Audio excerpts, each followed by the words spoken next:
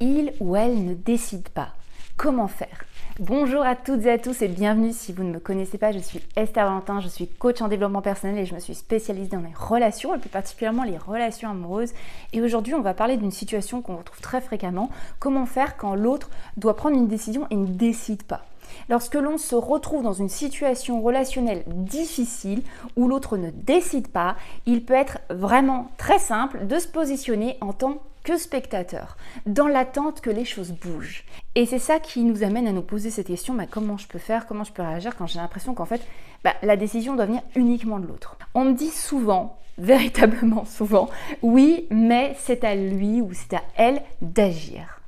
Je vais vous donner un petit exemple de situation pour qu'on concrétise ça.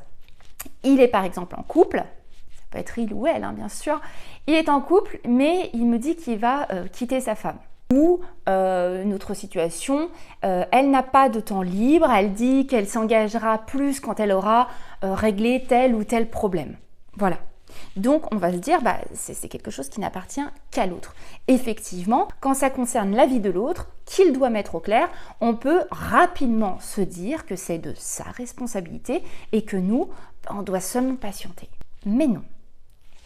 Non, on n'est pas et on ne se retrouve jamais dans une position uniquement d'attente. Dans toutes les situations que nous ne voulons pas, qu'on ne veut pas avoir perduré en tout cas, qu'on ne veut pas entretenir, on a notre part de responsabilité à prendre. Donc, c'est ce qu'on va voir ensemble, c'est quoi cette part de responsabilité, comment on la saisit, comment on agit et on prend au mieux sa part de responsabilité. Premièrement, je vais vous demander d'être honnête envers vous-même. Tout va partir de là. Est-ce que vous voulez être exactement dans la même situation, dans le même contexte, dans un an? Posez-vous cette question. Si la réponse elle est non, alors arrêtez de faire exactement ce que vous faites aujourd'hui. Arrêtez d'espérer que la direction que vous espérez pour votre vie amoureuse sera prise sans votre participation. Mettez-vous au clair. Mettez-vous au clair et notez sur une feuille, par exemple, tout ce qui est essentiel dans une relation pour vous.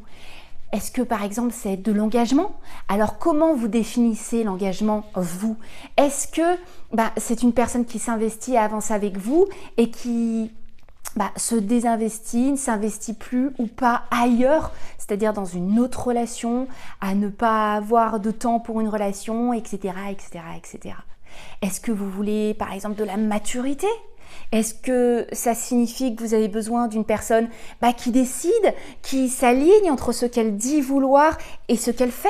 Ce sont vraiment des exemples, je le redis, parce qu'il y a une quantité de possibilités, il y a une quantité de valeurs qu'on a besoin de retrouver.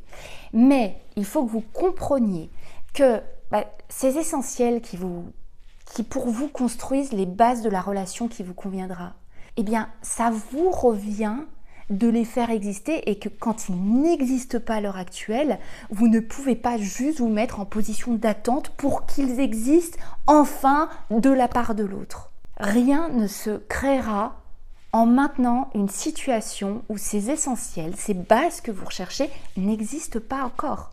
La deuxième chose à faire, ça va être d'arrêter les excuses. Après la sincérité, il faut aussi arrêter les excuses qui nous privent de sincérité ou qui viennent biaiser cette sincérité. On peut toujours trouver des raisons. On peut toujours trouver des arguments pour nous justifier à nous-mêmes notre attente, notre investissement dans ce qui ne nous convient pas totalement.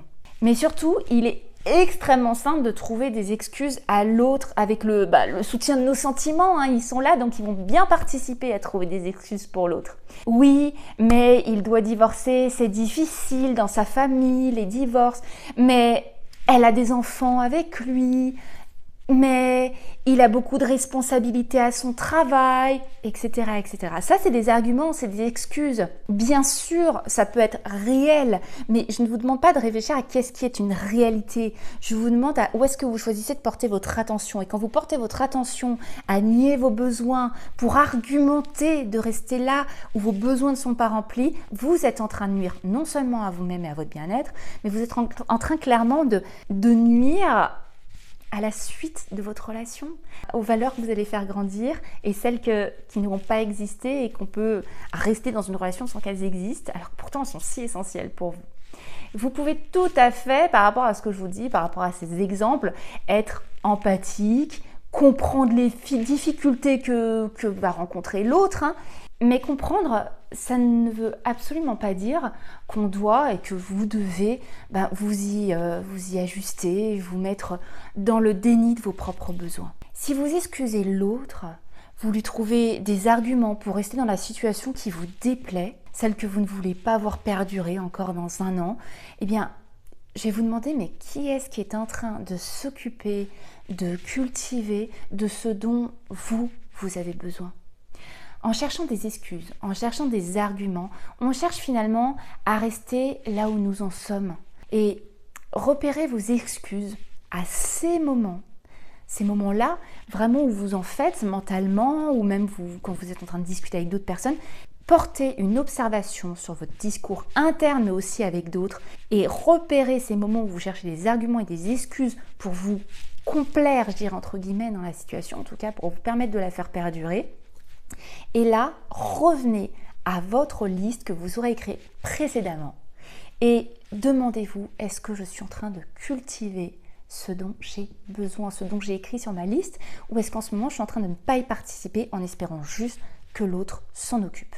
Du moment que vous êtes juste dans la patience et l'attente que quelqu'un d'autre s'occupe de vos besoins, vous êtes dans la déresponsabilisation, vous rentrez dans ce schéma de dépendance à l'autre. Et là, ça ne marche pas.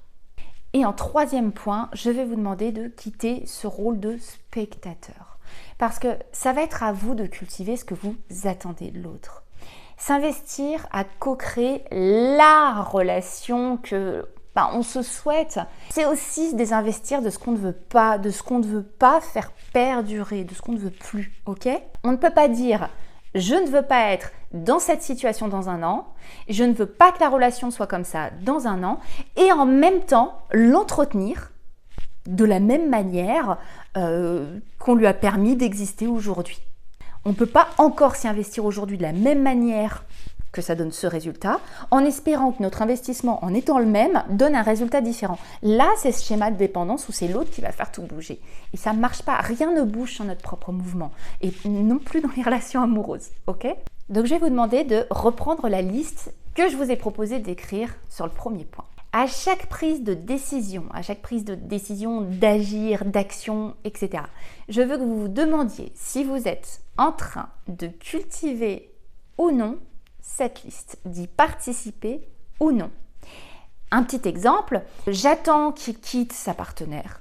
Il n'a encore rien dit. Il m'envoie des SMS ou me propose de se voir. Je ne m'investis pas car ce qu'il propose comme cadre aujourd'hui ne correspond pas. Ça ne correspond ni à ma liste, ni à ce que je veux voir exister dans 1 an dans cette relation. Alors on va pas se mentir. Ouais, c'est chiant.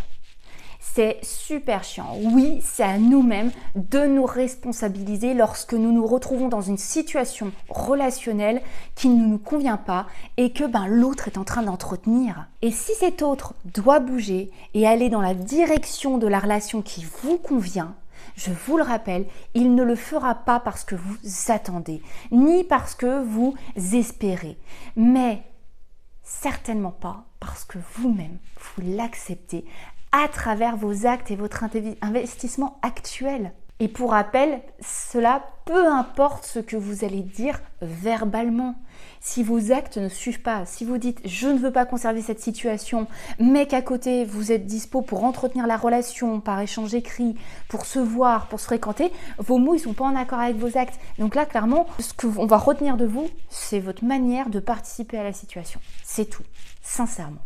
Et si l'autre doit bouger, doit aller dans cette direction avec vous, vers la relation qui vous convient, le cadre qui vous conviendra, eh bien il ne prendra cette décision que si vous y investissez déjà vous-même.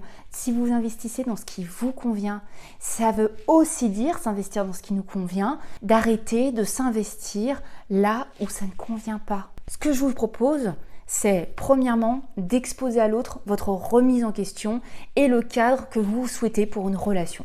Mais surtout d'exposer à l'autre la responsabilité que vous allez prendre dorénavant. Donc, je ne m'investirai plus dans la relation que tu me proposes aujourd'hui pour ne plus oublier mes propres besoins, mes propres valeurs, ce que je me souhaite comme relation amoureuse. Deuxième point, vous pouvez mettre en action, vous devez même mettre en action ce que vous avez partagé. Gros panneau attention, si vous ne mettez pas en action ce que vous avez partagé, ce que vous avez exposé à l'autre, ça ne sert à rien. Pire, vous allez complètement perdre en crédibilité. Troisième point, donnez vraiment un sens à votre démarche. Je dis non à la satisfaction immédiate, à la réponse à mes sentiments et l'envie d'être avec l'autre. Ok, mais pourquoi ? Parce que je suis en train de créer ce méga bonheur à long terme. Je suis en train de participer vraiment à cette relation qui répond à toutes mes valeurs et mes besoins que je vais avoir prochainement. Ok ? Et le quatrième point, devenez l'évaluateur. Vous allez voir si l'autre vous suit ou ne vous suit pas dans votre démarche. Si vous ne bougez pas, vous ne pouvez rien voir évoluer. Si vous bougez et que vous mettez dans le mouvement de vous désinvestir ce qui ne convient pas et donc de vous investir dans ce qui vous convient, ça va ensemble. Si vous mettez dans ce mouvement, il est très très simple de voir qui est en train de vouloir marcher avec vous ou non. Et là, vous devenez un très bon évaluateur. Donc, vous savez exactement où vous devez continuer d'agir ou non.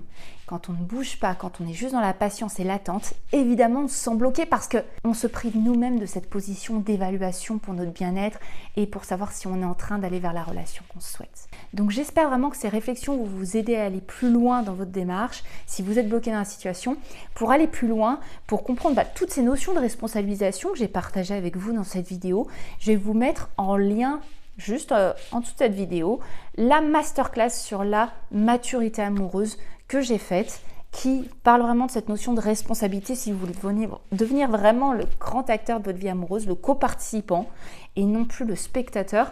C'est ces notions-là que j'aborde dans cette masterclass.